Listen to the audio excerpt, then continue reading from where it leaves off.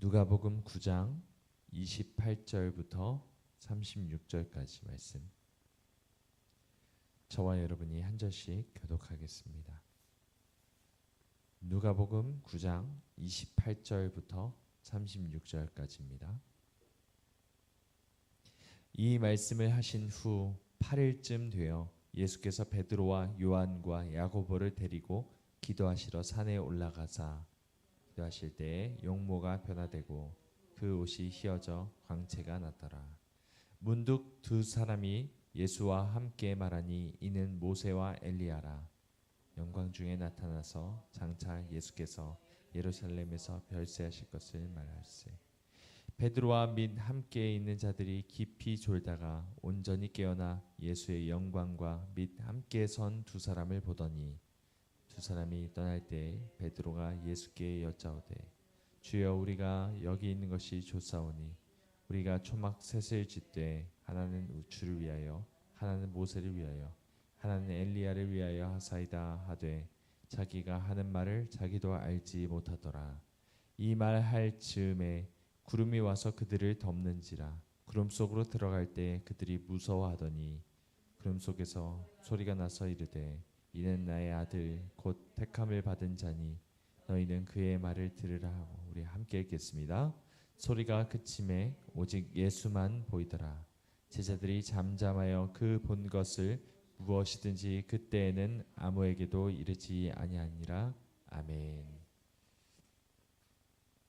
오늘 본문 말씀은 우리에게 친숙한 내용이죠. 예수님께서 산에서 변화하신 것입니다. 29절을 보시면 용모가 변화되고 그 옷이 휘어져 광채가 나더라 라고 기록하고 있습니다. 여러분, 여기서 옷이 휘어져서 광채가 났다는 것은 무슨 의미가 있을까요? 왜 예수님의 용모가 변화되신 것일까요? 다니엘 선지자는 하나님이 보좌에 앉으신 형상을 보았는데 그때 하나님이 입으신 옷을 이렇게 표현합니다. 다니엘 7장 9절은 이렇게 말씀합니다. 내가 보니 왕좌가 놓이고 옛적부터 항상 계신 이가 좌정하셨는데 그의 옷은 희기가 눈 같다라고 표현하죠. 그러니까 예수님께서 그 형상이 변화되신 것은 예수님이 곧 하나님이시며 보좌에 앉으신 만왕의 왕이시라는 것을 증거하는 사건이었다는 것을 우리가 알 수 있습니다. 그리고 우리 본문 말씀의 35절을 보시면 하나님의 음성 역시도 이것을 증거합니다. 우리 35절 함께 읽어볼까요? 시작.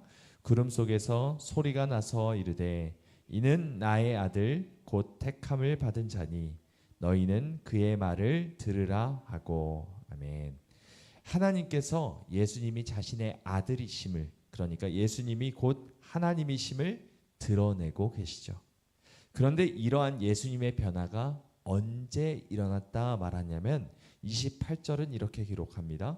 이 말씀을 하신 후 8일쯤 되어 이렇게 말을 하죠. 이 말씀이 무엇입니까? 좀 본문은 아니지만 이 전절로 돌아가서 22절을 보시면 예수님께서 많은 고난을 받고 종교 지도자들에게 버림받아서 죽임을 당하게 될 것을 예고하시는 일이 있습니다. 그러면서 그 다음 절에 제자들에게도 누구든지 나를 따라오려거든 자기 십자가를 지고 자기를 부인하고 자기 십자가를 지고 나를 따르라 이렇게 말씀하시죠.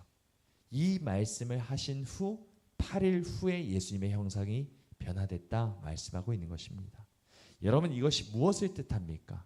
십자가의 길이 고난의 길이요, 버림받는 길이요, 죽임을 당하는 길이지만 이 길 끝에는 하나님의 자녀로서의 찬란한 영광이, 하나님의 택하심을 받은 축복이 기다리고 있다는 것을 분명히 우리에게 알려주는 사건이라는 것이죠.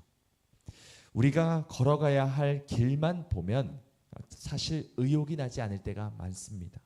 자기를 부인하는 삶, 십자가의 길을 걸어가는 광야의 삶은 사실 괴로움의 연속이기 때문입니다.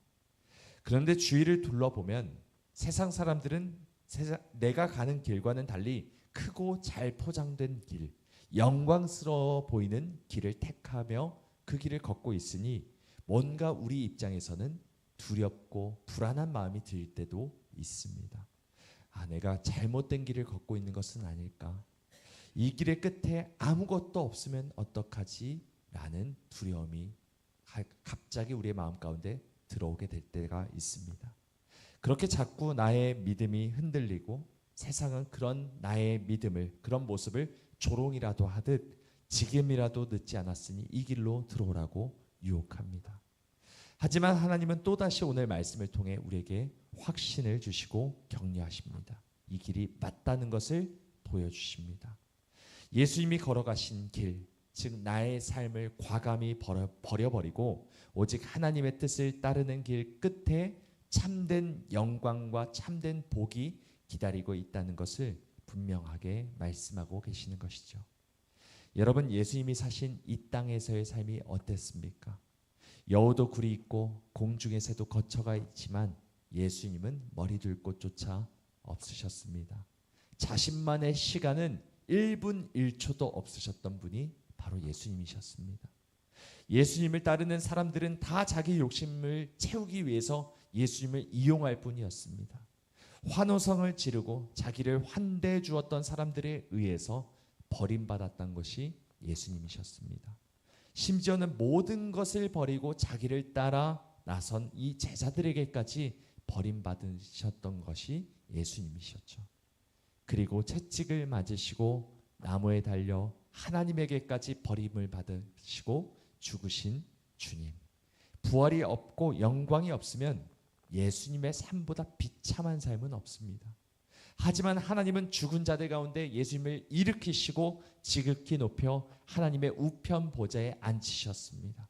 그리고 모든 만물을 다스릴 권세를 예수님께 주셨습니다. 여러분, 우리는 이 사실을 정말로 믿고 정말로 의지하고 있습니까?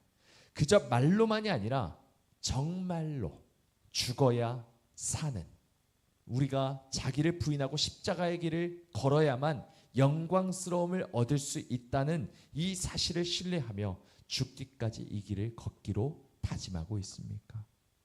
부활하신 영광의 주님께서는 우리에게 이렇게 말씀하고 계십니다.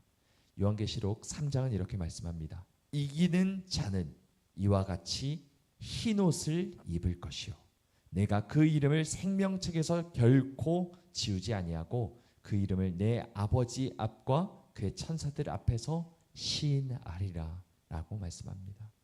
여러분, 우리 모두 세상을 이기길 원합니다. 이 땅에 사는 동안 높아지고자 하는 마음, 세상 부귀와 영화를 누리고자 하는 마음, 이 세상 쾌락을 즐기고자 하는 마음과 싸워 이기고 오직 주님 걸어가신 십자가의 길을 걷는 우리 모두가 되기를 소망합니다. 이 길 끝에 영광의 주님이 나에게 입혀주실 그 흰옷을 들고 기다리고 계심을 날마다 기다리며 우리가 그것을 소망하며 오늘도 세상을 이기는 승리를 얻는 저와 여러분 모두가 되시길 간절히 소망합니다. 기도하시겠습니다.